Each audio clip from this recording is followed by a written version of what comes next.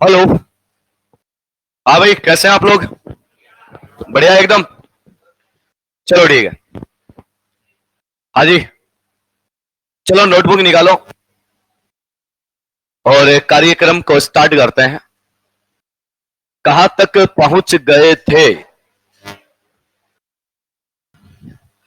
बिल्कुल। Effective nuclear charge अपना चल रहा था। और अरे शांत बेटा शांत। Effective nuclear charge, shielding effect, mono electronic two electron system, बस। और उसके बाद लिथियम और बेरिलियम। इतना ही हुआ था क्या? हाँ सर। बस शांत हो जाओ एकदम से, खुसर फुसर बिल्कुल बंद कर दें। यहां तक बेटा किसी को कोई प्रॉब्लम है क्या?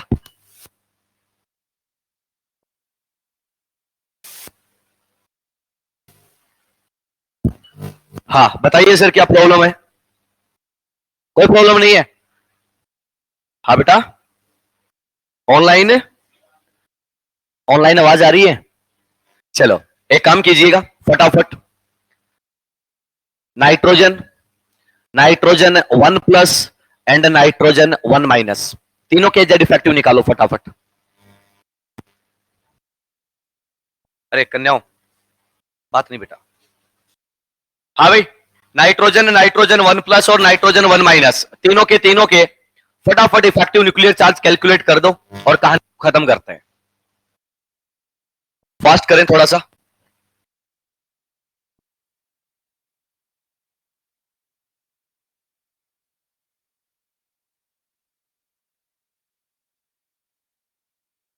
हाँ भाई, व्हाइट टी शर्ट वाले भैया, क्या हुआ?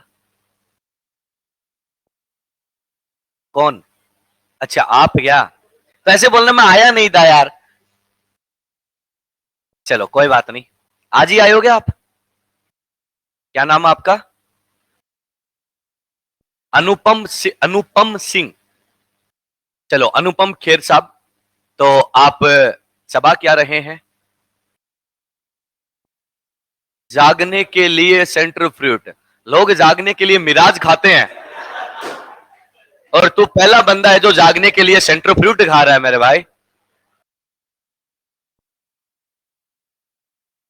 मिराज विराज खाओ कुछ, या फिर वो विमल पान मसाला दाने दाने में केसर का दम है, या रजनीगंधा कदमों में दुनिया।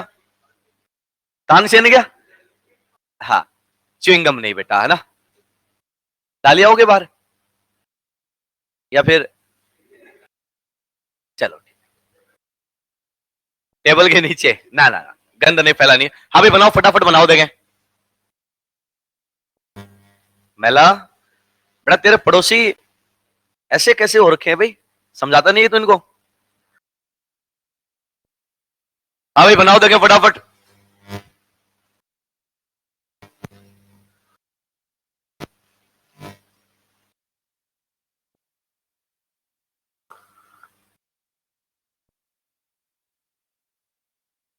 क्या आपने बना दिया? नाइट्रोजन का एटॉमिक नंबर होता है 7, कॉन्फ़िगरेशन होता है 1s2 2s2 2p3। n+b इसी का भाई है, 1s2 2s2 2p2। n-b इन्हीं की फैमिली का मेंबर है, और ये हो जाता है 1s2 2s2 2p4। यही होता है। अपन लोग क्या कहते हैं कि सर हमें सबसे पहले आइडेंटिफाई करना है इलेक्ट्रॉनिक कॉन्फ़िगरेशन। इलेक्ट्रॉनिक कॉन्फ़िगरेशन अगर आपको मिल गया तो आप लोग क्या करोगे? तो अपन कहते हैं कि सर हम लोग यहां पर आउटर शेल को आइडेंटिफाई कर लेंगे। ये n है तो ये क्या हो जाएगा? n-1। बेटा ये n है तो ये क्या हो जाएगा? n-1। ये भी n है आउटर मोस्ट, तो ये क्या हो जाएगा? n-1। Be careful. यहां पर लास्ट इलेक्ट्रॉन जो है वो p सब शेल में एंटर कर रहा है। इट मीन स्लेटर का कौन सा रूल फॉलो होगा? First rule. अरे स्लेटर्स फर्स्ट रूल यहां पर फॉलो होगा। इट मींस यहां पर टोटल कितना इलेक्ट्रॉन है? 5। 5 में से एक पर चेक करना है, तो प्रोटेक्टिंग इलेक्ट्रॉन कितने हैं सर? तो अपन क्या बोल देंगे? 4। 4 इंटू इसका कितना होता है? 0.35। करेक्ट है। अपन क्या बोलेंगे? प्लस ये 2 है तो एक इलेक्ट्रॉन का कितना होता है? 0.85। So that sigma is this one. यहां पर अपन बात करें तो ये कितना हो जाएगा? 1.70 प्लस ये कितना आएगा सर? ये कितना आएगा 1.35 1.4। टोटल काउंट कर लो तो अपन क्या बोल रहे हैं कि सर ये कितना हो जाएगा 3.1। यही आ गया सर। अपन क्या बोलेंगे, अपना जो z इफेक्टिव है सर वो होता है z minus sigma 7 minus 3.10, this one 3.90। क्या आपका भी यही आया गया? चलो सर यहां पे बात करते हैं दूसरे पॉइंट पर। यहां पर जो कहानी है इसमें आप क्या बोलोगे, आपका जो सिग्मा है वो कितना आएगा? तो देखो सर आउटर शेल में टोटल इलेक्ट्रॉन है 4, एक पर कैलकुलेशन करना है तो प्रोटेक्टिंग इलेक्ट्रॉन कितने हैं 3। तो 3 है तो हर एक इलेक्ट्रॉन का कितना 3.5 प्लस ये कितना 2.85, तो ये बन जाएगा आपका 1.70 और ये बन जाएगा 1.05। 1.05 बनेगा तो टोटल काउंट करूं तो हो जाता है 2.75। So that z effective is equals to atomic number 7 2.75, तो ये बन जाएगा 4.25। यही आया गया, सिंपल है। चलो last and final n minus total electron है nth सेल में 6 में से एक पर कैलकुलेट करना है। प्रोटेक्टिंग इलेक्ट्रॉन कितने हैं 5 में से हर एक इलेक्ट्रॉन का कितना होगा 0.35 प्लस ये कितना है बेटा 2 into 0.85, because n minus 1 shell का वैल्यू कितना है तो आपने कहा 0.85, तो ये क्या है आपका सिग्मा, ये हो जाएगा 1.70 और ये कितना हो जाएगा तो अपन क्या बोलेंगे कि सर 1.75 आ रहा है क्या 1.75। 1.75 आपको मिला तो आप क्या बोलोगे, टोटल हो गया 3.45। सो दैट आपका z इफेक्टिव जो है वो क्या हो जाएगा 7 माइनस 3.45, इट मींस 3.55। क्या आपने भी यही निकाला है क्या? अरे हाँ या ना? ये आपके पास क्या है तो हमने कहा n माइनस n प्लस, इन तीनों के z इफेक्टिव के वैल्यू। देखो सर इनको कैलकुलेट करने के पीछे रीजन क्या है वो समझने की कोशिश करना। मैं आपसे ये कह दूंगा कि sir nitrogen 1 plus nitrogen 1 minus ये क्या है, क्या तीनों के तीनों different ions of an element है क्या? सर अगर ये different ions of an element है तो यहां पर वेरिएशन कैसा होगा देखना। अपन बोलेंगे कि सर ये है आपके different ions of an element, एक एलिमेंट है उसके डिफरेंट आयोन है तो यहां पर वेरिएशन आएगा, ये n प्लस और ये कौन है n माइनस। अगर ऐसा केस है तो इसका जो z इफेक्टिव आपने फाइंड आउट किया है कितना 3.90, सर इसका कितना आया 4.25 और सर n माइनस का z इफेक्टिव जो आपने फाइंड आउट करा है वो कितना है 3.55। ये वैल्यूज आपको यहां पर मिले हैं। आपसे पूछता है कि sir order of z effective, order of z effective का ऑर्डर सबसे ज्यादा किसका है तो अपन क्या बोलेंगे इसका, फिर इसका और फिर इसका। क्या मैं ऐसा बोल दूंगा कि different ions of an element के केस में केटायन जो है उसका z इफेक्टिव मैक्सिमम मिलेगा, देन आफ्टर कौन आएगा आपका न्यूट्रल और सबसे लीस्ट कौन होगा आपका एनायन। अब सुनो इसको सर हम लोग एक और मेथड से एक्सप्लेन कर सकते हैं। वो मेथड कौन सा होता है तो अपन कहते हैं कि Z/E रेशियो, यानी कि प्रोटॉन इलेक्ट्रॉन रेशियो। अगर मैं Z/E की बात करूं तो Z का मतलब एटॉमिक नंबर, क्या तीनों केस में एटॉमिक नंबर सेम मिलेगा क्या? सेम मिलेगा, तो ये भी 7, ये भी 7, ये भी 7, करेक्ट है। इलेक्ट्रॉन का नंबर यहां पर कितना है 7, यहां पर कितना 6 और यहां पर कितना 8। सर एक बात देखना कि आप इस डायरेक्शन में मूव कर रहे हो तो क्या आप लोगों का Z/E रेशियो जो है वो डिक्रीज कर रहा है क्या? अगर डिक्रीज कर रहा है तो आप लोग क्या बोल रहे हो कि आपका Z इफेक्टिव जो है वो क्या कर रहा है, इंक्रीज कर रहा है, हाँ या ना? ऐसा समझ सकते हो कि 7 प्रोटॉन ने 7 इलेक्ट्रॉन को कंट्रोल कर रखा है, यहां पर 7 प्रोटॉन ने 6 इलेक्ट्रॉन को कंट्रोल कर रखा है। तो सर कंट्रोलिंग ज्यादा कहां पर होगी, यहां पर। सर यहां पर 7 प्रोटॉन ने 8 इलेक्ट्रॉन को बाउंड कर रखा है, तो क्या यहां पर ऑटोमेटिकली आपका अट्रैक्शन जो है वो फोर्स क्या डिक्रीज कर जाएगा क्या? कर जाएगा। तो ये कहानी इसकी होती है। अब सुनो सर अगर मैं पॉजिटिव चार्ज को इंक्रीज करता जाऊं तो क्या आपके इलेक्ट्रॉन का नंबर डिक्रीज करेगा क्या? और इलेक्ट्रॉन का नंबर डिक्रीज करेगा तो क्या अट्रैक्शन फोर्स इंक्रीज करता जाएगा क्या? और अगर मैं इस साइड चलूं कि नेगेटिव चार्ज को इंक्रीज कर दूं तो नंबर ऑफ इलेक्ट्रॉन क्या करेगा, increase. Number of electron increase करेगा तो क्या ऐसा कह सकते हैं क्या कि सर आपका Z इफेक्टिव जो है वो क्या करता जाएगा, डिक्रीज। तो क्या सर यहां पर ऐसा मेंशन कर सकते हैं क्या कि सर Z इफेक्टिव जो होता है वो डायरेक्टली प्रोपोर्शनल किसके आ जाएगा, पॉजिटिव चार्ज के, और बेटा इनवर्सली प्रोपोर्शनल किसके आ जाएगा, आपके नेगेटिव चार्ज के। ये फिनोमिना हम लोग किसके लिए अप्लाई कर सकते हैं, different ions of an element. अब देखो सर इस पर कुछ भी एग्जांपल तुम ले सकते हो। फॉर एग्जांपल वो बोलता है कि Fe2 plus Fe3 plus find out order of Z effective, तो अपन क्या बोलेंगे सर, क्या देखना है, ओनली चार्ज। चार्ज यहां पर मैक्सिमम है तो ऑर्डर कैसा बन जाएगा, ऐसा। बोलो कोई जोर आएगा क्या? अरे यस नो, चलिए सर नोट करो फटाफट। ये हो गया सबका, चलिएगा बनाओ फटाफट। यस बेटा,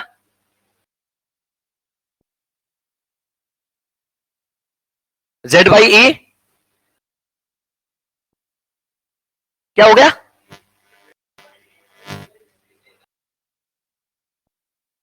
पिछली स्लाइड निकलो। जेड बाई ई क्या हो रहा है? अच्छा, हो जी हाँ, मैं हूं। अबे यार, मान जा रे। लो जी, मैं देखा क्या हो गया, तुम बोल रहे Z by E, Z by E, तुम्हें देख रहा हूँ यार, जेड बाई ई तो सही चल रहा है। हाँ चलो कोई बात नहीं, बड़े बड़े देशों में ऐसी छोटी छोटी बातें होती रहती। हो गया भाई?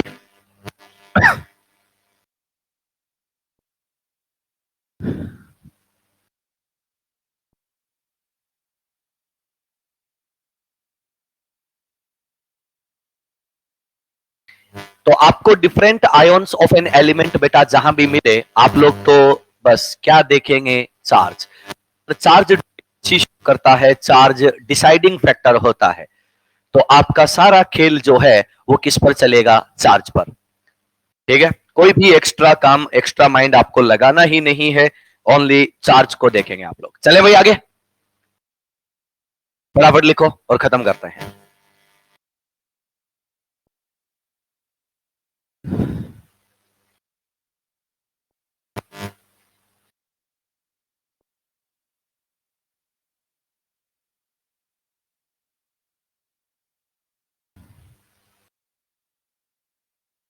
हो गया बेटू, चला, चलो सर नेक्स्ट। अब सुनो, देखो सर, अब एक और छोटी सी बात करते हैं। आप सब लोगों ने एक नेम सुना होगा, आइसो इलेक्ट्रॉनिक सीरीज। अरे आइसो इलेक्ट्रॉनिक स्पीसीज सुना है ना? आइसो इलेक्ट्रॉनिक का मीनिंग होता है जिनमें नंबर ऑफ इलेक्ट्रॉन्स क्या होते हैं, सेम। उन्हीं की बात करेंगे, तो हेडिंग लगाइएगा, हेडिंग लगाइएगा, effective nuclear charge, effective nuclear charge of iso electronic species, effective nuclear charge of iso electronic species. अब सुनो भाई, देखो सर, आपके आइसो इलेक्ट्रॉनिक स्पीसीज हैं, उनका इफेक्टिव न्यूक्लियर चार्ज मेरे को चेक करना है। तो सुनिएगा, एक एग्जांपल मैं ले लेता हूं। एग्जांपल कौन है, Mg2+, ठीक है। दूसरा एग्जांपल जो है वो कौन है, Na1+। तीसरा एग्जांपल जो है वो F1-, और सेकंड एग्जांपल इज O2-। ये आपको यहां पर गिवन है। अब देखना, अपन यहां पर बात करेंगे किसकी, आपने कहा कि सर हमारे जेड इफेक्टिव की। इन चारों में एक चीज कॉमन है, ये क्या है, नंबर ऑफ इलेक्ट्रॉन्स क्या है, सेम। अगर नंबर ऑफ इलेक्ट्रॉन सेम है तो इनका कॉन्फ़िगरेशन क्या आता है, 1s2 2s2 2p6, it means 10 electrons. यही केस है क्या? यार एक बार बताओ कि जब नंबर ऑफ इलेक्ट्रॉन सेम है तो क्या सिग्मा सेम आएगा या डिफर आएगा? अच्छा ये बताओ, सिग्मा शिल्डिंग कांस्टेंट किस पर डिपेंड करता है, नंबर ऑफ इलेक्ट्रॉन्स पर। अरे सारी कैलकुलेशन किस बेस पे चल रही है, नंबर ऑफ इलेक्ट्रॉन पर। यहां पर नंबर ऑफ इलेक्ट्रॉन्स सेम है तो क्या सिग्मा में कोई चेंज होगा क्या? No sir. तो अपन क्या बोलेंगे कि सर यहां से लेकर यहां तक जा रहे हैं तो हमारा जो सिग्मा है वो क्या हो जाता है, कांस्टेंट। सिग्मा कांस्टेंट हो गया, कोई प्रॉब्लम नहीं। अब एटॉमिक नंबर की बात करते हैं। एटॉमिक नंबर इसका है 12, इसका है 11, इसका है 9 और इसका कितना है, 8। तो अपन क्या बोल रहे हैं कि सर ये है 9। देखो अपन क्या बोलेंगे कि इस डायरेक्शन में मूव ऑन कर रहे हैं तो एटॉमिक नंबर जो है वो ग्रेजुअली इंक्रीज कर रहा है। सर क्या ये बात सही है क्या? अरे इंक्रीज कर रहा है, इंक्रीज कर रहा है, पक्का? तो आप क्या बोल रहे हैं कि सर यहां पर एटॉमिक नंबर जो है वो क्या कर रहा है, आपका ग्रेजुअली डिक्रीज कर रहा है। अब एक बात बताओ यार कि आपका जो जेड इफेक्टिव होता है वो क्या होता है, जेड माइनस सिग्मा। सिग्मा में कोई वेरिएशन नहीं है, सिग्मा बिकम्स कांस्टेंट, और एटॉमिक नंबर जो है वो क्या कर रहा है, डिक्रीज। अगर ये डिक्रीज करेगा और ये कांस्टेंट रहेगा तो क्या जेड इफेक्टिव भी डिक्रीज कर जाएगा क्या? अगर जेड इफेक्टिव डिक्रीज करेगा तो यहां पर मैक्सिमम जेड इफेक्टिव किसका आएगा, Mp2 प्लस का, और मिनिमम जेड इफेक्टिव किसका आएगा, O-2 का। यस और नो, सिंपल है। तो क्या यहां पर फिर से मैं वही बात कह सकता हूं क्या कि जेड इफेक्टिव जो है वो पॉजिटिव चार्ज के डायरेक्टली प्रोपोर्शनल आ गया, और आप लोगों का जो नेगेटिव चार्ज है उसके क्या आ जाएगा, इनवर्सली प्रोपोर्शनल। क्या बात आपको पल्ले पड़ी या नहीं पड़ी? सर ये कॉन्सेप्ट हम दो जगह अप्लाई कर सकते हैं, कहां कहां पर? तो आप लोग बोलोगे नंबर 1 किसके लिए, for iso electronic, for iso electronic species और सीरीज, और सेकंड किसके लिए, तो आप क्या बोलोगे, for different ions of an element. एक एलिमेंट के डिफरेंट आयोन्स आपको गिवन है, तो आप लोग उनके लिए क्या कर सकते हो, इसको अप्लाई कर सकते हो। इट मींस आपको देखना सिर्फ और सिर्फ क्या है, चार्ज। केस में डिफरेंट आयोन हो या आइसो इलेक्ट्रॉनिक हो। बनाओ सर, एकदम सिंपल वे में समझने की कोशिश करेंगे, कोई भी एक्स्ट्रा माइंड नहीं लगाना है कि ऐसा कर दूं ऐसा कर दूं, कुछ नहीं करना है आपको, जो कुछ है वो अपने आप हो जाएगा।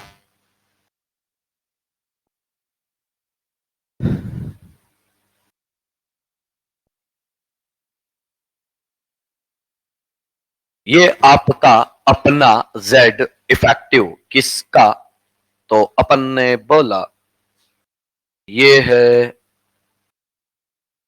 Iso electronic.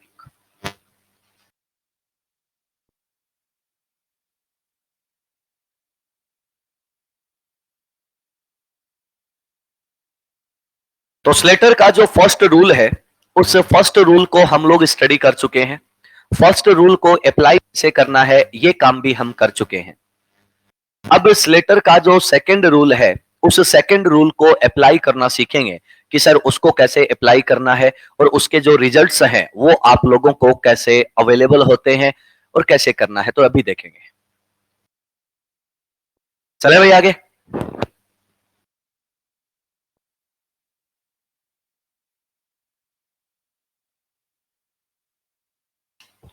चलिए सर आगे बढ़ते हैं। अरे चला, हो गया सबका? चलिएगा, अब देखो सर बात करते हैं एक सिंपल सी स्लेटर के सेकंड रूल को, अनुपम खेर, अपन क्या करते हैं यहां पर लगाने की कोशिश करते हैं। तो देखना इधर, देखते हैं कि क्या होने वाला है। सुनना, एक एग्जाम्पल के साथ चलते हैं, और एग्जाम्पल अपने से कह रहा है कि Z effective of 3D electron, Z effective on 3D electron of zinc. Zinc एक काफी बड़ा एग्जाम्पल है, तो इसी को हम लोग देख लेते हैं। सारे लोग थोड़ा सा दिमाग देखना इधर और देखना कि कैसे होता है, ध्यान से सुनना। अपन क्या करें कि जिंक, सबसे पहले जब भी तुम्हें जेड इफेक्टिव कैलकुलेट करना हो, आप लोग को सबसे पहला काम क्या करना है, आप लोग इलेक्ट्रॉनिक कॉन्फ़िगरेशन को लेके चलोगे। इलेक्ट्रॉनिक कॉन्फ़िगरेशन की बात करो तो 1s2 2s2 2p6 3s2 3p6, अब 3d10 और क्या 4s2। क्या यही होता है क्या? डी पहले क्यों आ गया पता चल गया क्या? कल बात हुई थी शायद अपनी इस मुद्दे पर, परसों हुई थी क्या? हुई थी। तो चलिएगा सर, सबसे पहला काम क्या करना है, कॉन्फ़िगरेशन लिखना है। उसके बाद आपको यह देखना है कि उसने आपसे पूछा क्या है। बोलो बेटा यहां पर क्या पूछा है, 3D इलेक्ट्रॉन। तो चुपचाप स्लेटर के सेकंड रूल के अकॉर्डिंग सिर्फ 3D को मार्क कर दो। याद होगा जब मैंने S और P के इलेक्ट्रॉन देखे थे तो मैं पूरे शेल को मार्क कर रहा था, लेकिन अब यहां पर अपन क्या कर रहे हैं बेटा, ओनली डी को मार्क कर रहे हैं। तो आपको याद होगा कल जब मैंने स्लेटर का फर्स्ट और सेकंड रूल लिखाया था तो उसमें मैंने चीजें मार्क करवाई थी, याद आ गया? ठीक है, तो आपको पहला काम तो यही करना है। आप इसको क्या बोलोगे, ये कौन है, एन डी। अगर ये एन डी है तो इसके ये वाला क्या हो जाएगा, n+1। तीसरा पॉइंट देखो, left side of n d, तो क्या लेफ्ट साइड यही होगा क्या? तो अपन क्या बोलेंगे कि sir this is left side, left side of nd. खत्म कहानी। अब आ जाओ one by one. Sir n+1 shell में जो इलेक्ट्रॉन है उसके सिग्मा का वैल्यू 0 और टोटल इलेक्ट्रॉन कितना है, तो आप क्या बोलोगे, टोटल इलेक्ट्रॉन है आपका 2 प्लस। आगे बढ़ते हैं सर, एनडी और एनएफ में जो इलेक्ट्रॉन है उसके सिग्मा का वैल्यू कितना मिलता है, 0.35। टोटल इलेक्ट्रॉन इन एनडी 10, एक पर कैलकुलेट करना है तो protecting electrons are 9 into 0.35 plus. Sir इन इलेक्ट्रॉन को काउंट करो, हर एक इलेक्ट्रॉन के लिए सिग्मा का वैल्यू कितना है, 1। तो अपन क्या बोलेंगे कि सर ये हो गए 10 और ये हो गए 8, कितना आया बेटा 18। 18 मल्टीप्लाइड बाई कितना आएगा, तो आप क्या बोलोगे कि सर ये आएगा आपका 1 और ये क्या बन चुका है आपका सिग्मा। अगर सिग्मा बन चुका है तो आप क्या बोलोगे कि सर ये कितना हो गया 18 और सर 35 और 9 कितना होता 315, तो ये बन जाएगा 3.15। बनेगा कि नहीं बनेगा सर। टोटल वैल्यू जो सिग्मा की आ रही है वो कितनी आ रही है 21.15। आप क्या बोलोगे कि का जेड इफेक्टिव जो है वो जेड इफेक्टिव कितना आएगा 30 माइनस इतना। तो कितना, तो आपने कहा सर इतना। बोलो स्लेटर का सेकंड रूल फर्स्ट रूल से भी इजी है क्या? अरे है कि नहीं? अप्लाई करने में बहुत इजी है। लपेटो।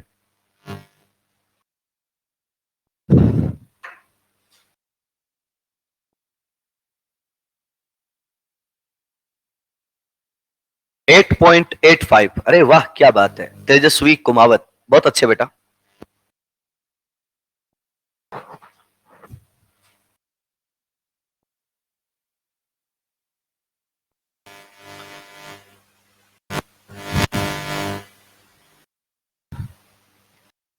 बना दो बेटा और फिर आगे बढ़ते हैं।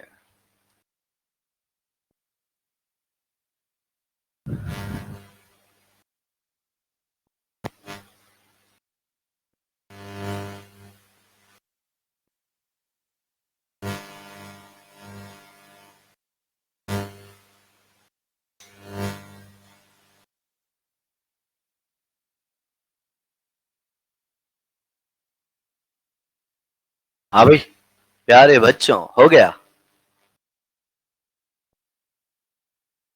चलिएगा आगे बढ़ते हैं और एक क्वेश्चन दिया जा रहा है आपको होमवर्क के लिए, घर से ट्राई करना उसको, बड़ा मजा आएगा। है जी? क्या कुछ बोल रहे हो क्या? क्वेश्चन लिखो, ये आपको घर से करना है और क्वेश्चन जो है घर पे ही ट्राई करना है इसको। यहां पर ट्राई करने से तो इसके आंसर आप जल्दी से बना ही नहीं पाओगे। लिखो calculate calculate Z effective calculate Z effective on 4s electron on 4s electron, comma 3d electron, comma 3s electron, comma 3p electron of iron. Calculate Z effective on 4s electron, comma 3d electron, comma 3s electron, comma 3p electron of iron. Iron है, iron के 4s पर 3d पर 3s पर 3p electron पर आपको क्या करना है, जेड इफेक्टिव का कैलकुलेशन करना है। ये आप आराम से घर पे बैठ के कर लेना। हेडिंग लगाइएगा, ये आपको घर से करने के लिए आराम से कर लेना। हेडिंग लगा दो sir, variation in Z effective, variation in Z effective of S and P block elements. Variation in Z effective of S and P block elements. Variation in Z effective of S and P block elements. Very important concept, ध्यान से सुन लेना। देखो sir S and P block की ये बात कर रहा है, S और P ब्लॉक की बात करेगा तो यहां पर S और P दोनों को एक साथ कंसीडर करता हूं। एक एग्जांपल ले लेता हूं बेटा, एग्जांपल कौन है, बेरिलियम, और बेरिलियम से मूव करता हूं कहां पर, बोरॉन पर। बेरिलियम का एटॉमिक नंबर, बोरॉन का एटॉमिक नंबर 5, बेरिलियम का एटॉमिक नंबर 4, बोरॉन का एटॉमिक नंबर 5। कॉन्फ़िगरेशन देखना बेटा, इसका कॉन्फ़िगरेशन होता है 1s2 2s2, इसका कॉन्फ़िगरेशन होता है 1s2 2s2 और 2p1, यही होता है ना। अब देखो सर यहां पर सिलेक्ट करते हैं, ये कौन सा शेल है, nth सेल, ये कौन सा शेल है, n-1। सिमिलरली यहां पर भी ये कौन सा शेल है, nth सेल, ये कौन सा है बेटा, n-1। ध्यान से सुनना, लास्ट इलेक्ट्रॉन किसमें है, s में, लास्ट इलेक्ट्रॉन किसमें है, p में। एक बार बताओ कि sir beryllium to boron move कर रहे हो तो क्या इलेक्ट्रॉन जो है वो nth सेल में एंटर कर रहा है क्या? अरे इसी में करेगा। बोरॉन के बाद कौन आएगा, कार्बन, कार्बन क्या होता है 2p2, nitrogen 2p3, oxygen 2p4, सल्फ्लोरीन 2p5 और नियोन 2p6। क्या हर बार इलेक्ट्रॉन जो है वो ns और np में ही एंटर करेगा क्या? अरे यस और नो, क्या बोल रहे हैं कि सर आपका इलेक्ट्रॉन जो है वो क्या करेगा, तो आप बोल दोगे कि सर इलेक्ट्रॉन एंटर्स इन किसमें, तो अपन बोल रहे हैं कि sir ns and np shell, ns और एनपी शेल में कर रहा है। तो एक बात बताओ कि सर यहां पर तुम लोग कौन सा रूल फॉलो करोगे, स्लेटर का फर्स्ट रूल और सेकंड रूल? फर्स्ट रूल क्या कहता है कि nth इलेक्ट्रॉन के लिए सिग्मा का वैल्यू कितना होता है, 0.35। याद आ गया? तो अपन क्या बोलेंगे कि सर सिग्मा इंक्रीजेज बाई कितना इंक्रीज करेगा रे, 0.35। इतनी बात सबको क्लियर है क्या? ठीक है, अब सुनो sir, beryllium to boron z atomic number increases by 1, yes और नो? तो यार एक बात बताओ कि जेड इफेक्टिव क्या होता है बेटा, जेड माइनस सिग्मा, तो यानी कि 1 माइनस 0.35, दोनों का इंक्रीमेंट मैं ले चुका हूं। इंक्रीमेंट लूंगा तो मैं ये कह दूंगा कि जेड इफेक्टिव जो है वो इंक्रीज करेगा, बट कितने से इंक्रीज करेगा, 0.6। ये बात क्लियर है क्या?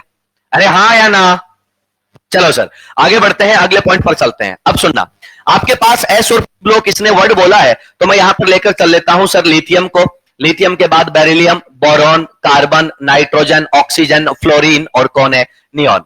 यहां पर लिथियम के नीचे कौन आता है, सोडियम, सोडियम के बाद कौन आ जाएगा, मैग्नीशियम, यहां पर aluminium, silicon, phosphorus, sulphur, chlorine और आर्गन। लिथियम के नीचे कौन आता है, सोडियम, सोडियम के बाद पोटेशियम, पोटेशियम के बाद रुबिडियम, रुबिडियम के बाद कौन है, सीजियम।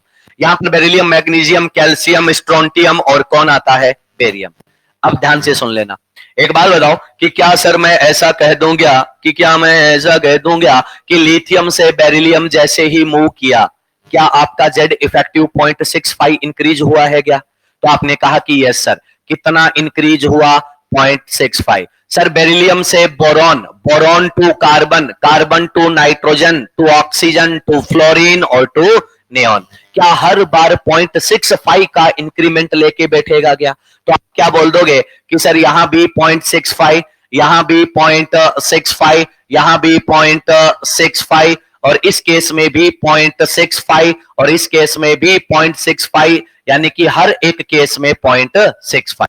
अब सुन लेना, सोडियम और मैग्नीशियम को देखते हैं। क्या सोडियम टू मैग्नीशियम इलेक्ट्रॉन जो है वो 3s1 और 3s2 में ही जा रहा है क्या? उसके बाद एल्यूमिनियम, मैग्नीशियम टू एल्यूमिनियम, क्या 3p1? आगे चलते जाओगे तो क्या 3p2, 3p3, 3p4, 3p5 और 3p6? क्या ये जो पीछे वाला कॉन्सेप्ट था इसी के हिसाब से मामला चलेगा कि नहीं चलेगा? चलेगा। सर अगर ऐसा ही चलेगा तो क्या यहां भी इंक्रीमेंट जो है वो 0.65 का मिलेगा? सर यहां भी कितने का मिलेगा, 0.65 का, यहां भी 0.65 का, यहां भी 0.65 का, यहां भी 0.65 का और यहां भी 0.65 का और यहां भी 0.65 का। हर जगह इंक्रीमेंट कितना है, 0.65। बहुत इजी हो गया। देखो सर लिथियम का कैलकुलेशन आपने प्रीवियस लेक्चर में किया था, वो आपको मिला था 1.30, देख सकते हो। अरे लिथियम का कैलकुलेशन लास्ट लेक्चर में कर चुके हो तुम, किया है क्या, 1.30। तो बोलो सर बेरिलियम कितना हो जाएगा, 1.95। सर बोरॉन कितना हो जाएगा, 2.60। सर कार्बन कितना हो जाएगा, 3.25। सही है क्या?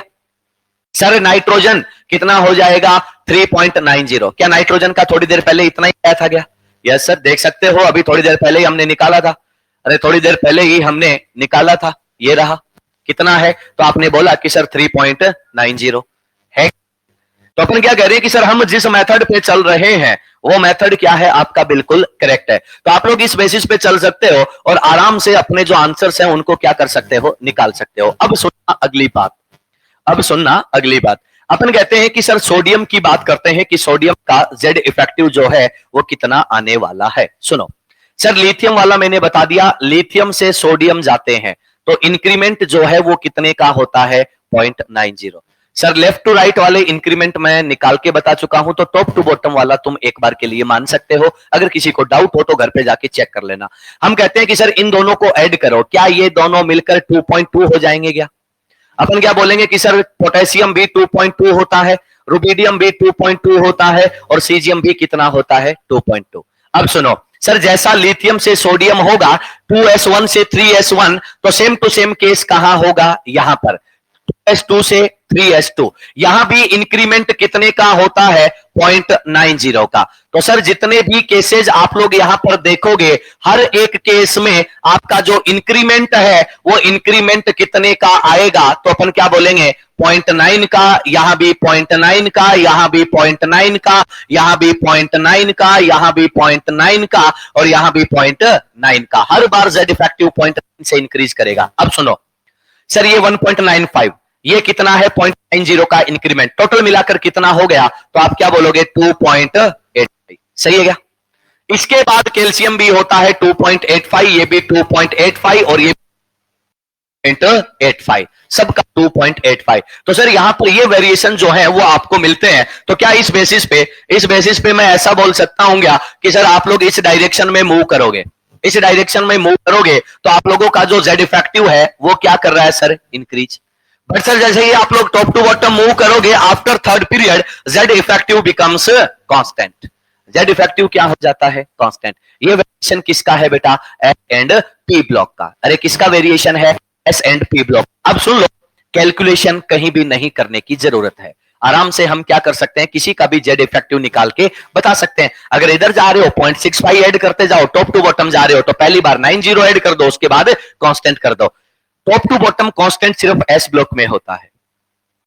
Top to bottom constant only in s block, not in p block. P block में कांस्टेंट मत कर देना, पी ब्लॉक में बड़े अलग पंगे चलते हैं। आपको याद होगा transition contraction, aluminium to gallium अलग पंगा होता है, indium to thallium transition contraction, sorry lanthanoid contraction लगता है, जेड इफेक्टिव बढ़ता है। सर आप लोगों का टिन और लेड में बढ़ता है, एंटीमनी और बिस्मथ में बढ़ता है। तो सर ऐसा मत बोल देना कि टॉप टू बॉटम वहां कांस्टेंट है, ना भाई वहां नहीं है। बात क्लियर होगी? चलो सर अब नोट करो।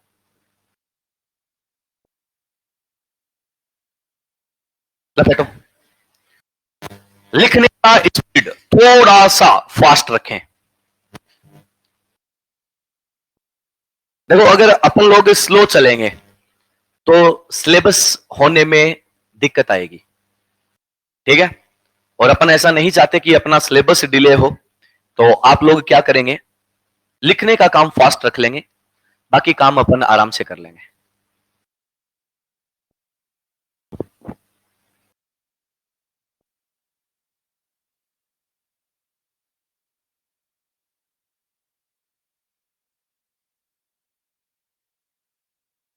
हो गया बेटा?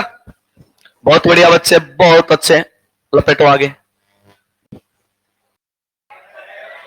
क्या नहीं हुआ? कोशिश करो यार, होगा, योग से ही होगा। बाबा रामदेव जी ने कहा है, ऐसे तो नहीं होगा। चला? अरे हो गया यार, अब होगा भी नहीं बेटा। लिखो।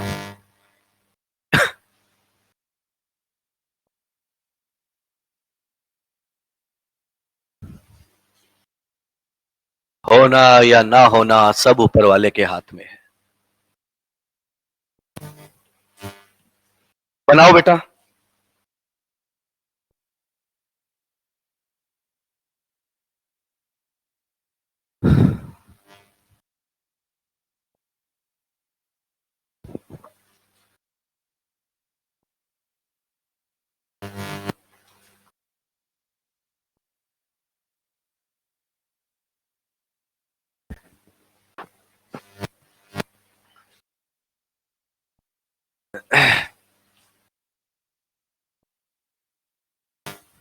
अरे बस रे। हाँ पीछे क्या देख रहा तू और तेरा पड़ोसी?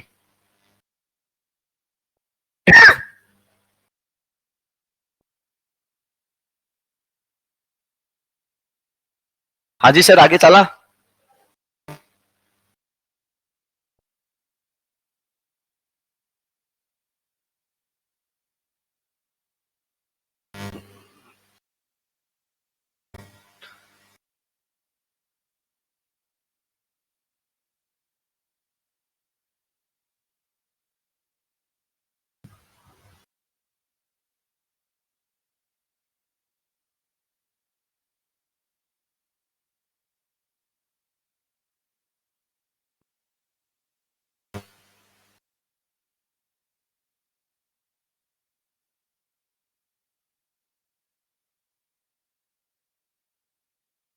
चला,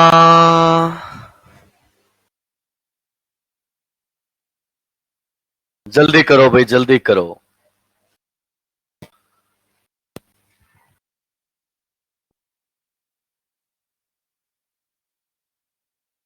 चला, next heading, variation in Z effective, heading लगाइएगा, variation in Z effective, variation in Z effective of transition elements, variation in Z effective of transition elements. अब सुनो सर, आपका जो ट्रांजिशन एलिमेंट है उसमें जेड इफेक्टिव का वेरिएशन कैसे दिखता है? ट्रांजिशन आने का मतलब जिंक कैडमियम मर्क्यूरी तो गया। तो देखो सर, यहां पर हम लोग लेके चलते हैं किसको? स्कैंडियम को। स्कैंडियम से कहां तक चलते हैं? टाइटेनियम। स्कैंडियम का एटॉमिक नंबर है 21 और टाइटेनियम का एटॉमिक नंबर है 22। देखो सर, इसका कॉन्फ़िगरेशन होता है 3d1 4s2 और बेटू इसका कॉन्फ़िगरेशन होता है 3d2 4s2। जब तक हमें कुछ भी मेंशन नहीं कर रहा है, अपन आउटर इलेक्ट्रॉन की बात करेंगे। ये n है, ये n-1। बेटू ये n है तो ये क्या होगा? n-1। करेक्ट है। अब यार एक छोटी सी बात सुनना, मैं आपसे ये कह दूं कि स्कैंडियम टू टाइटेनियम जब आप लोग मूव कर रहे हो तो इलेक्ट्रॉन जो है वो कहां इंक्रीज कर रहा है? क्या n-1 में या n में? n-, तो अपन क्या कह रहे हैं कि sir electron enters in n-1 shell. चलो, आउटर मोस्ट इलेक्ट्रॉन कौन है? 4s। तो स्लेटर का कौन सा रूल फॉलो होगा? तो आप क्या बोलोगे? First rule. अरे हाँ या ना? एस में इलेक्ट्रॉन है, फर्स्ट रूल फॉलो करेगा और फर्स्ट रूल के according sigma increases by for n-1 shell is 0.85। Yes और नो? अपन क्या बोलेंगे? z कितना इंक्रीज होएगा? तो आप क्या बोलोगे? z increases by 1, so that z effective variation है 1-0.85, सो that z effective increases by 0.15। बोलो बात समझ में आई क्या? अब सुन लो, ध्यान से सुनना। एस एंड पी ब्लॉक में इंक्रीमेंट कितने का है? 0.65। यहां पर इंक्रीमेंट कितने का है? 0.15। तो इंक्रीमेंट ज्यादा कहां पर है? एस एंड पी ब्लॉक में। अब ये मत कह देना कि वहां इंक्रीमेंट ज्यादा है तो उनका जेड इफेक्टिव भी ज्यादा है ना। देखो, फॉर एग्जांपल एक आदमी के पास 10 रुपए हैं, 10 रुपीज। एक आदमी के पास 1000 रुपीज है। ये 10 रुपीज से इंक्रीमेंट करके पहुंचा कितने पर? 100 रुपीज पर। और ये 1000 से कितने पर चला गया बेटा? 110 पर। बोलो सर इंक्रीमेंट ज्यादा कहां पर है? इस वाले में। लेकिन ज्यादा कौन है ओवरऑल? ये वाला। ये केस है किसका? एस और डी ब्लॉक का। डी ब्लॉक का ऑलरेडी ज्यादा है, इंक्रीमेंट कम है, doesn't matter. S and P block का ऑलरेडी लो है, फिर इंक्रीमेंट ज्यादा है। इंक्रीमेंट ज्यादा होकर भी वो इस तक नहीं पहुंच पाता। बात समझ में आ गई? अरे 10 वाला कितना भी जोर मार ले, क्या वो 1000 रुपए कर पाएगा क्या? नहीं सर। कर पाएगा क्या? हर्षद मेहता थोड़ी है कि 10 के 1000 कर लेगा। लो, you know Harshad Mehta?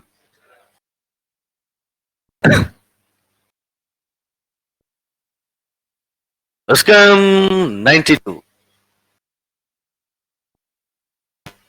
लपेटो sir. हो गया?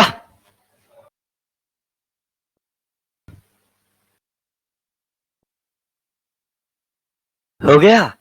अरे वाह यार, बड़ा जल्दी हुआ, बधाई हो। चलो,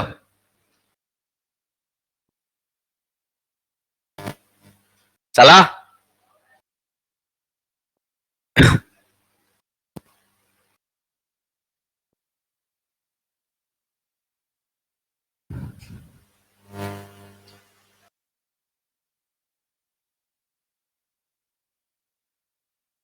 क्वेश्चन इज,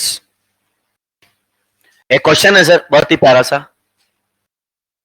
लिखो, maximum difference in effective nuclear charge, maximum difference in effective nuclear charge, maximum difference in effective nuclear charge is present in which pair, in which pair Options are lithium and sodium.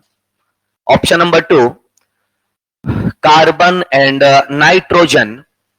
There was option number 3, scandium and titanium. Option number 4, magnesium and calcium. Simple question.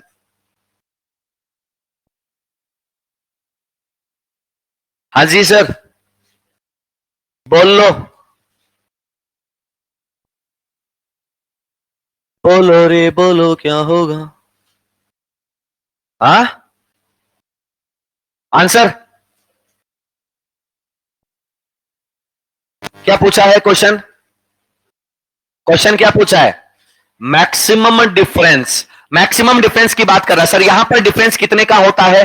0.90। Sir carbon और nitrogen में difference कितने का होता है? 0.65। Scandium और titanium में कितने का होता है? 0.15। और यहां पर कितना?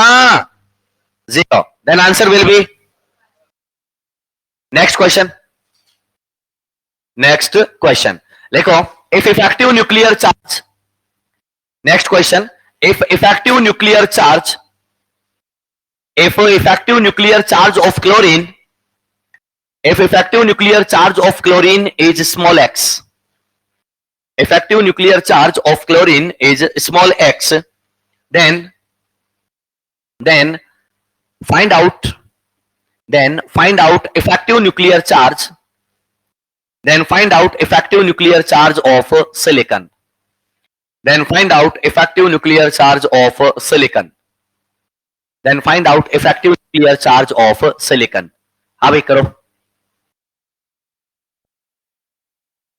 सिंपल क्वेश्चन है, आपको करके बताना है कि क्या होगा रे।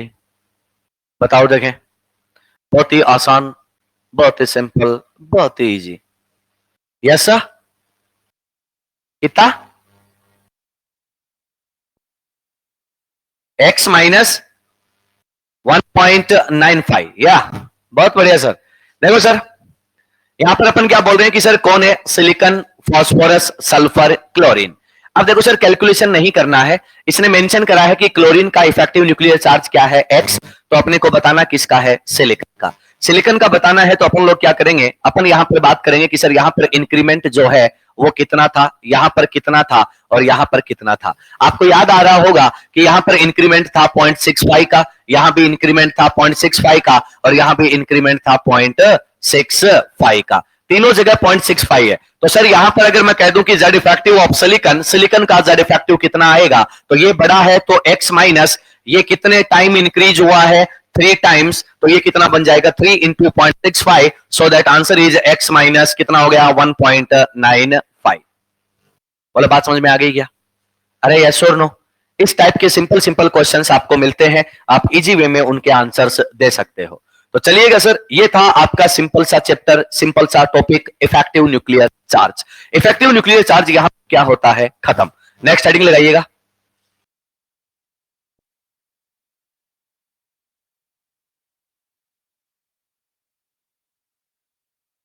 Atomic radius. नवा हेडिंग लगा दो, एटॉमिक रेडियस। हाँ भी टेस्ट पेपर में जो है वो एटॉमिक रेडियस तक आएगा, क्या नहीं आएगा? 2 बैच है ना इसमें, 2 अलग अलग लोग बैठे हैं, पक्का नहीं आएगा? कल अनाउंसमेंट हुआ है क्या? Are you sure? मान लो, ठीक है फिर आराम से पढ़ेंगे। हाँ एटॉमिक रेडियस, चलो कोई बात नहीं, अगले पेपर में फिर पूरा टेबल प्लस बॉन्डिंग आ जाएगा। आ जाओ, थोड़ा सा बॉन्डिंग है। एटॉमिक रेडियस, अब सुनो, अब ध्यान से सुनो, मेरी बात को समझने की कोशिश करना। अपन क्या कहते हैं कि सर एटॉमिक रेडियस का मीनिंग क्या है? तो मीनिंग आप बताओ, उससे पहले मैं बता देता हूं। 2 चीजें होती है, एक होता है थियोरिटिकल और एक होता है प्रैक्टिकल। पहले तो हम इन दोनों का मतलब समझ लेते हैं। का मतलब, थियोरिटिकल का मतलब आप ऐसा समझ सकते हो जैसे आपने कोई टेस्ट पेपर दिया, टेस्ट पेपर में 180 क्वेश्चन आते हैं, 720 मार्क्स होते हैं, और जब आप पेपर देने बैठते हो तो ये भी सही है, ये भी सही है, ये भी सही है, ये भी सही है, ऐसे करके सारे सही हो जाते हैं और उस हिसाब से हमारे नंबर आते हैं 720 आउट ऑफ 720, है ना। ये तो है थ्योरेटिकल बात। जब हमें आंसर की मिलता है, जब हमें आंसर की मिलता है, हम चेक करते हैं, पहले में दूसरा, तीसरा गलत, दूसरे में दूसरा करा, चौथा गलत, है ना। ऐसे भी होता है, तो ये भी गलत, वो भी गलत, ऐसे काट पीट के नंबर आते हैं 250, ठीक है। तो अपन क्या कहते हैं कि सर थ्योरेटिकल का मतलब जो आपने पेपर देते टाइम काम करा था वो पूरा काम थ्योरेटिकल था, लेकिन जब रिजल्ट सामने आया तो वो क्या है, प्रैक्टिकल। बात समझ में आ गई, ये है वास्तविकता। अब सुनो ध्यान से, जैसे तुम लोग बहुत सारी बातें करते हो कि ऐसे कर दूंगा वैसे हो जाएगा, वैसे कर दूंगा, वो थ्योरेटिकल है, लेकिन होता कैसे है, समझ गए। तो वो चीज है सर, ठीक है। अब सुनो ध्यान से सुनना सर, एटॉमिक रेडियस को जब डिटरमाइन करते हैं तो पहला कॉन्सेप्ट देते हैं थ्योरेटिकल। थ्योरेटिकल कॉन्सेप्ट में क्या कहा जाता है कि सर आपके पास एक प्यारा सा एटम है, ठीक है, और एटम का शेप कैसा होता है, स्फेरिकल। तो अपन कहते हैं कि सर ये जो एटम है इसका ये सेंट्रल पोर्शन कौन है, न्यूक्लियस। आप लोग कहते हो कि सर इस एटम में यहां पर हम एक बात बोलेंगे कि यहां पर कोई एक इलेक्ट्रॉन प्रेजेंट है।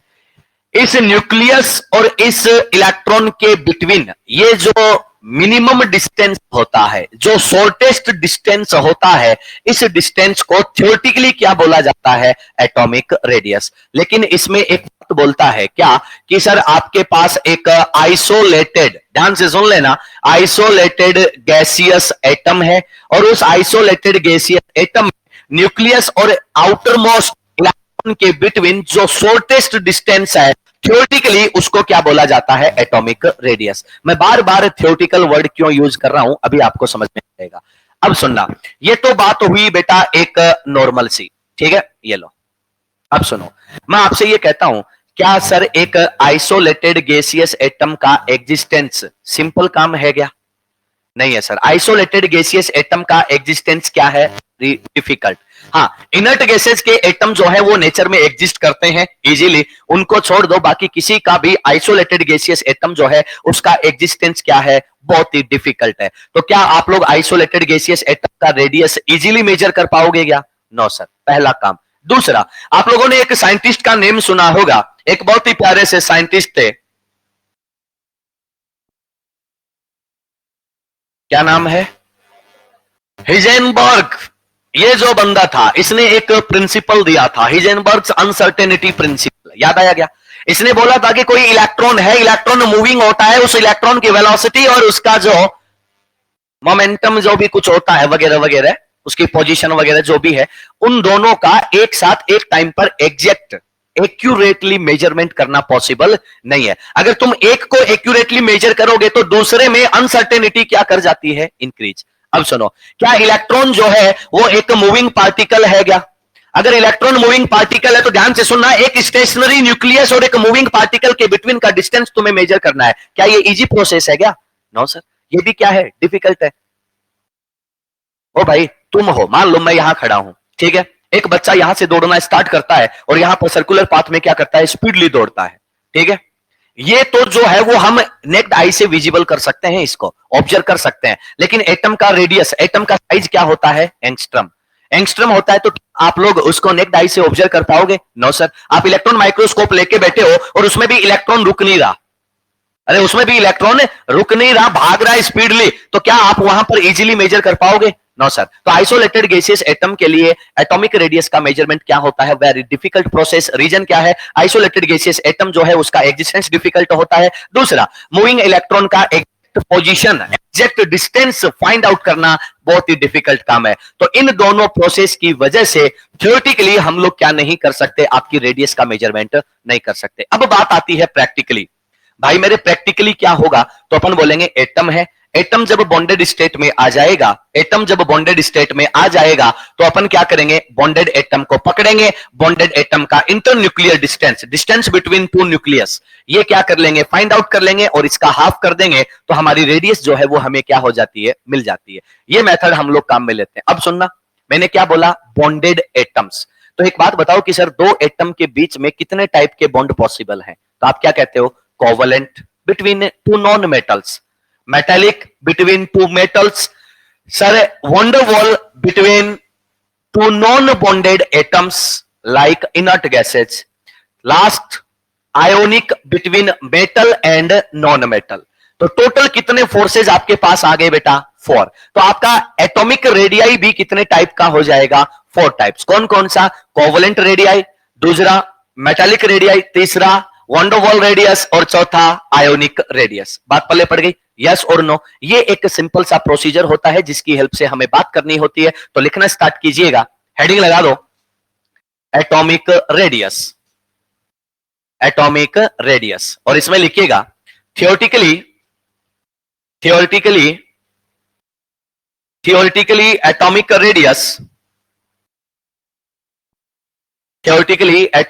radius is the shortest distance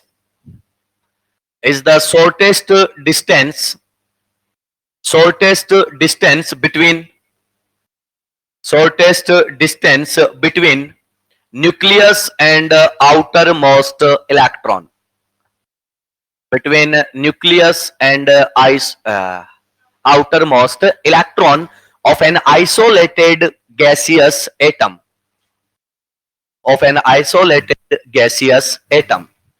ठीक है सर. और ये चित्र बना दें आप लोग, चित्र, हाँ, डायग्राम. हाँ सर, ये फोटो बना दो फटाफट.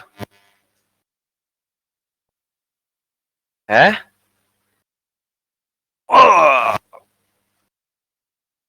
इतना फोड़ूंगा सारा बिगड़ जाएगा.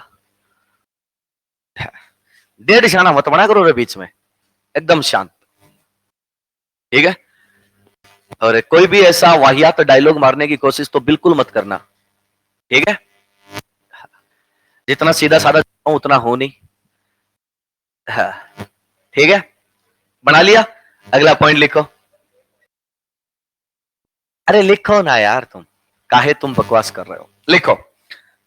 लिखिएगा. लिखो एटॉमिक रेडियस. थोड़ा सा सर थियोरेटिकल पोर्शन है यहाँ पे 5-7 मिनट का, तो वो अपन लिख लेते हैं फटाफट. लिखो atomic radius of an isolated atom. Atomic radius of an isolated gaseous atom cannot be predicted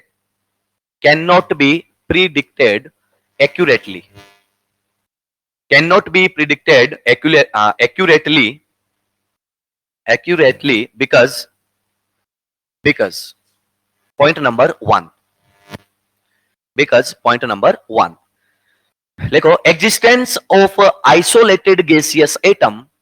Point number 1.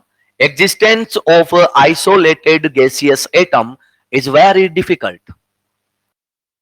Existence of isolated gaseous atom is very difficult. मैं ये नहीं कह रहा कि होता ही नहीं, डिफिकल्ट है सर, बहुत मुश्किल काम है, difficult. Point number 2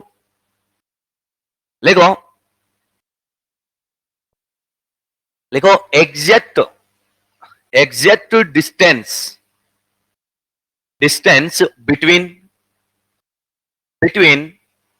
nucleus and moving electron.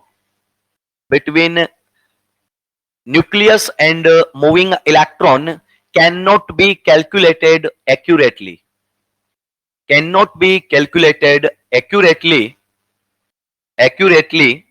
Bracket में लिख दो हिजेनबर्ग्स अनसर्टेनिटी प्रिंसिपल. ब्रैकेट में लिख दो हिजेनबर्ग्स अनसर्टेनिटी प्रिंसिपल, ताकि हमें याद रहे कि ये बात कहां से जुड़ी हुई है. ठीक है सर. नेक्स्ट पॉइंट लिखो atomic radius is calculated by half of internuclear distance. Atomic radius is calculated by half of internuclear distance of two bonded atoms.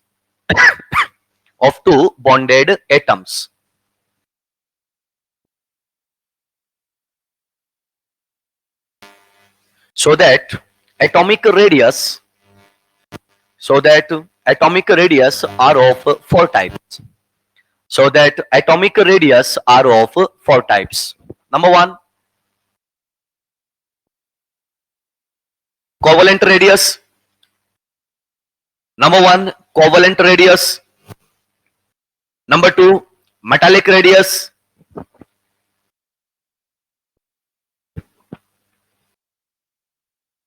Number three van der Waals radius, लिख लोगे van der Waals, number three Van der Waals radius, number four ionic radius, ionic radius. बात समझ में आ गई सबको? एकदम simple basic बच्चों वाली बातें हैं।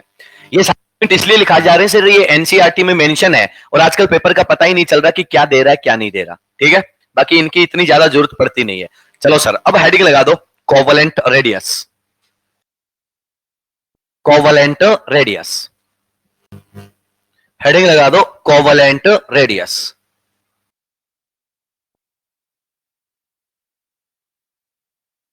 कोवलेंट रेडियस, आप लोग चाहो तो इसको नोटेशन दे सकते हो आरसीओवी। हाँ भाई, अब ध्यान से सुनना sir, covalent bond, covalent bond कहां फॉर्म होता है? Between two non metals, yes और नो? यस। दूसरा पॉइंट, क्या कोवलेंट बॉन्ड जो है वो इक्वल शेयरिंग ऑफ इलेक्ट्रॉन का रिजल्ट होता है क्या? यस। कोवलेंट बॉन्ड फॉर्मेशन के लिए कुछ थियरीज चलते हैं, उसमें एक इंपॉर्टेंट थियरी आता है, नाम होता है valence bond theory, VBT. VBT में एक पॉइंट आता है जिसको हम बोलते हैं ओवरलैपिंग ऑफ एटॉमिक ऑर्बिटल्स। याद आया क्या? ओवरलैपिंग में क्या होता है? अपन कह रहे हैं कि सर एक एटॉमिक ऑर्बिटल है किसी एटम का, दूसरा एटॉमिक ऑर्बिटल है दूसरे एटम का, दोनों एक दूसरे के क्लोज आते हैं और क्लोज आकर क्या होते हैं, उनका कुछ पोर्शन एक दूसरे के साथ क्या हो जाता है, शेयर हो जाता है। इस फिनोमिना को नाम क्या देते हैं? ओवरलैपिंग। और इसी ओवरलैप्ड रीजन में आपके शेयर्ड इलेक्ट्रॉन क्या होते हैं? कॉन्सेंट्रेट होते हैं। तो अब सुनिएगा, यहां पर अपन बात करते हैं कि सर हमारे पास एक एटम है, ये रहा, सर हमारे पास दूसरा एटम है, ये रहा, इन दोनों के बिटवीन क्या हुआ है? ओवरलैपिंग। तो ये ओवरलैप्ड रीजन है, इन दोनों का कुछ पोर्शन क्या हो गया? अपन कह रहे हैं कि इक्वली शेयर हो गया, इसको बोलते हैं कॉमन शेयरिंग एरिया और ओवरलैप्ड रीजन। अब सुनो, न्यूक्लियस बेटा ये रहा और इसका न्यूक्लियस ये रहा। इसको बताने से पहले एक और बात आ जाती है, क्या कोवलेंट बॉन्ड जो है वो सेम एटम्स के बिटवीन फॉर्म हो सकता है क्या? तो सेम नॉन मेटल के between, for example hydrogen hydrogen, for example chlorine chlorine, for example nitrogen nitrogen, for example oxygen oxygen, हो सकता है। चलो, क्या sir two different non metals के बिटवीन भी हो सकता है क्या? Yes sir. कौन सा? For example HF, for example HCl, for example ClF, होएगा कि नहीं होएगा? होएगा। अब सुनो, पहला केस ये वाला जो है, क्या इस केस में आपके पास नॉन पोलर कोवलेंट बॉन्ड है क्या? यस और नो? यस। यहां पर इस सेकंड केस में क्या पोलर कोवलेंट बॉन्ड है क्या? Yes sir. अब अपन क्या बोलेंगे कि सर हमारे पास दो चीजें आ गई, तो अब हम दो चीजों को अलग अलग क्या करेंगे? स्टडी करेंगे। क्या स्टडी करेंगे? कि एक तो करेंगे नॉन पोलर का और एक क्या करेंगे? पोलर का। क्लियर है? तो सबसे पहले हम बात करेंगे किसकी? पोलर की या नॉन पोलर की? नॉन पोलर की। क्यों? नॉन पोलर में सेम एटम्स क्या है? प्रेजेंट है। तो अब सुन लो, यहां पर अब एक पंगा और आ जाएगा। एटम तो सेम ले लिए, एटम तो मैंने सेम ले लिए, बट एक चीज देखी होगी कि दो एटम्स के बीच में सिंगल बॉन्ड फॉर्म हो सकता है, इट मे बी डबल और it may be triple. Single double triple तीनों ऑप्शन है। तो हम सबसे पहले जो ऑप्शन लेंगे, जो ऑप्शन सेलेक्ट करेंगे, वो ऑप्शन सिंगल बॉन्ड का होगा या डबल का? तो अपन क्या बोलेंगे सर? सिंगल बॉन्ड का। रीजन है क्या है वो सुनना। देखो सर, कार्बन कार्बन के साथ सिंगल फॉर्म कर सकता है, कार्बन कार्बन के साथ डबल फॉर्म कर सकता है, कार्बन कार्बन के साथ ट्रिपल फॉर्म कर सकता है। यहां पर ये तीनों टाइप के बॉन्ड बना सकता है। बट क्या हाइड्रोजन हाइड्रोजन के साथ सिंगल के अलावा कुछ बना सकता है क्या? No sir. क्या क्लोरीन क्लोरीन के बीच में सिंगल के अलावा कोई और बॉन्ड बन सकता है? नहीं बन सकता। तो हम क्या बोलते हैं कि कोवलेंट रेडियस जब भी डिटरमाइन करना होगा, प्रिडिक्ट करना होगा, मैं सिंगल बॉन्ड को लेके चलूं या डबल को या ट्रिपल को? तो अपन क्या बोलेंगे? सिंगल को। रीजन क्या है? Single bond, at least single bond तो सारे नॉन मेटल फॉर्म करेंगे, बट डबल बॉन्ड मे और मे नॉट, ट्रिपल मे और मे नॉट, अगले की मर्जी है, हम कुछ नहीं कर सकते। तो बात समझ में आ गई? तो ध्यान से सुन लेना, मैं यहां पर क्या कह रहा हूं कि सर जो इंटरन्यूक्लियर डिस्टेंस आपको लेनी है, ऑलवेज कौन से बॉन्ड की लेनी है? Single bond. बात पल्ले पड़ गई। तो जब भी आपको बोला जाए कि सर कोवलेंट रेडियस का मीनिंग है, तो अपन क्या बोलेंगे कि दो नॉन मेटल हैं, उनके बिटवीन जो सिंगल बॉन्ड है उसकी इंटरन्यूक्लियर डिस्टेंस का हाफ क्या है, कोवलेंट रेडियस। क्या बात क्लियर हुई थोड़ी सी? अरे हाँ या ना? हाँ। तो अपन क्या करें कि ये एटम है ए, ये भी एटम है ए, दोनों के बीच का डिस्टेंस क्या है, इंटरन्यूक्लियर डिस्टेंस Da2, और मेरे को बोलता है कि sir what is the covalent radius of A2, तो अपन क्या बोल देंगे कि sir internuclear distance divided by 2। ये क्या हो जाएगा आप, सिंपल सा कोवलेंट रेडियस। बोलो बात समझ में आई क्या? अरे यस और नो? तो लिखो फिर, देखो कोवलेंट रेडियस में लिखिएगा, देखो covalent radius is the half of, covalent radius is the half of internuclear distance,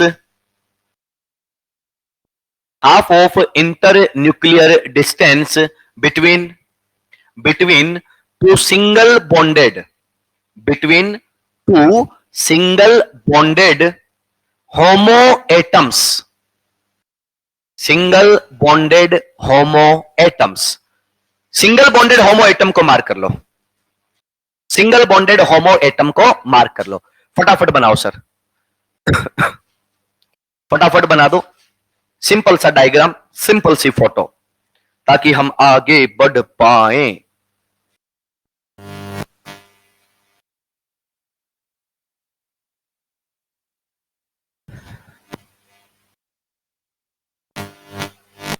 हो गया बेटा? चलो अब सुनना, ये तो बात हुई इसकी। अब मैं एक काम करता हूं, बन गया भाई सबका? चलो मैं ये कह सकता हूं कि दो होमो एटम है, कोई भी दो होमो एटम आप ले सकते हैं, फॉर एग्जांपल कार्बन कार्बन, उनके बिटवीन कितने टाइप के कोवलेंट रेडियाई हम दे सकते हैं? 3 type, single bond covalent radii, double bond covalent radii और triple bond covalent radii. But हमें जब कोवलेंट रेडियाई बोलेगा तो हम किसको लेके चलेंगे? सिंगल बॉन्ड कोवलेंट रेडियाई को। तो लिखिएगा नेक्स्ट पॉइंट, देखो देखो 3 types of covalent radii, 3 types of covalent radii can be given between two homo atoms, between two homo atoms, between two homo atoms। कौन कौन से हैं फटाफट लिख दो। Single bond covalent radius SbCr, double bond covalent radius DbCr, number 3 triple bond covalent radius TbCr, triple bond covalent radius TbCr। Clear है sir? Example भी हम कंसिडर कर ले सकते हैं, कौन सा? आपने बोला carbon single bond carbon, carbon double bond carbon और कार्बन ट्रिपल बॉन्ड कार्बन। हमसे कहता है कि sir order of internuclear distance of carbon carbon bond. तो एक बात बताओ कि सर सबसे बड़ा इंटरन्यूक्लियर डिस्टेंस किसके पास होगा? Single bond, after this double और लास्ट इज ट्रिपल बॉन्ड। वो मेरे को बोलता है कि sir covalent radius of carbon in all cases, in all 3 cases, तो अपन क्या बोलेंगे? Half of internuclear distance between carbon carbon bond, so that order of covalent radius is also decreasing. बना दो एग्जाम्पल, बहुत सिंपल। क्या बेटा दिख नहीं रहा क्या? नहीं दिख रहा? अच्छा चलो ठीक है, कलर चेंज कर देंगे, जिंदगी में रंग दूसरे भर देंगे। चलो चला भाई, ये कहानी किसकी है? तो हमने कहा कि ये कहानी इसकी है। अब अपने को बोला जाए कि सर आपके पास कोवलेंट रेडियस है, आप उसको क्या लेके चलोगे? तो अपन क्या बोलेंगे? By default covalent radius means क्या है? Single bond covalent radius. तो लिखिएगा नेक्स्ट पॉइंट, लिखो by default covalent radius means, by default covalent radius means single bond covalent radius, means single bond covalent radius, because two non-metal atoms, because two non-metal atoms at least bonded by single bond, at least bonded by single bond, at least bonded by single bond, but double or triple bond, but double और triple bond में और may not form, में और may not form, में और may not form. Clear sir? अब आ जाओ पॉइंट पे। यार अगर मेरे को बोल दे कि sir covalent radius, it means मैं अब फ्री हो गया, अब मैं क्या लेके चलूंगा? Single bond covalent radius. Point याद रखना। तो अब सुन लो सर, मेरे से कहा जाता है, क्या कहा जाता है कि सर आपके पास क्या है? तो हमने कहा कि सर कोवलेंट रेडियस किसका डिटरमाइन करना है मेरे को? कार्बन का। कार्बन का प्रिडिक्ट करना है। तो कार्बन का प्रिडिक्ट करने के लिए मेरे को कौन सा स्पीसी रिक्वायर्ड है जहां पर कार्बन और कार्बन के बिटवीन कैसा बॉन्ड प्रेजेंट हो? सिंगल। क्या मैं इस स्पीसी को यूज कर सकता हूं क्या? Yes sir.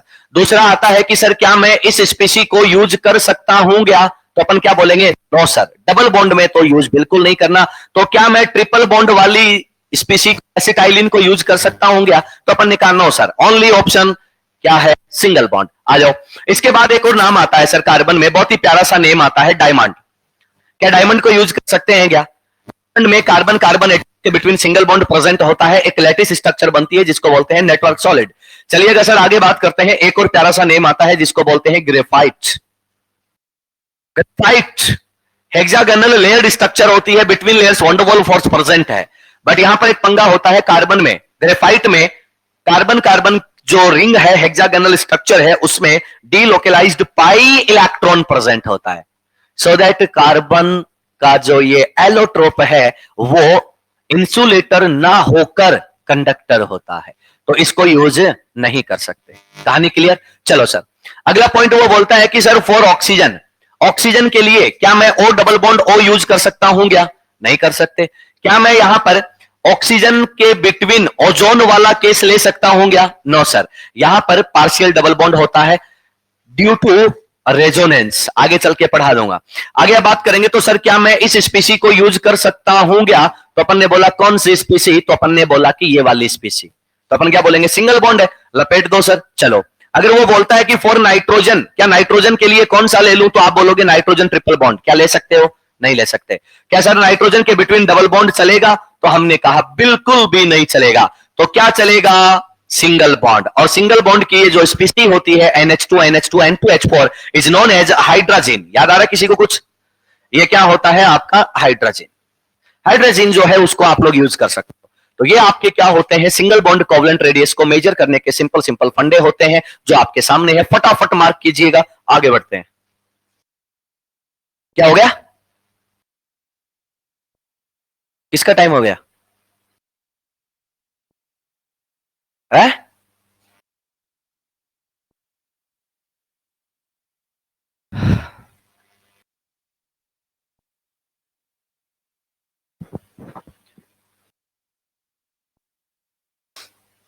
चलिए सर, ये कहानी थी किसकी? तो अपन कह रहे हैं कि ये हमारे कोवलेंट रेडियस की। अगले लेक्चर में कल हम बात करेंगे किसकी? तो अपन बोलेंगे कि सर किसकी बात होगी? इसके आगे की, पोलर कोवलेंट बॉन्ड। उसके बाद हम बात करेंगे मेटालिक की, वंडरवॉल की और आयोनिक की और रेडियस के कंपैरिजन की। ठीक है सर? तो चलिएगा मिलते हैं ब्रेक के बाद। हाँ भाई, कोई डाउट, कोई प्रॉब्लम किसी को? नो?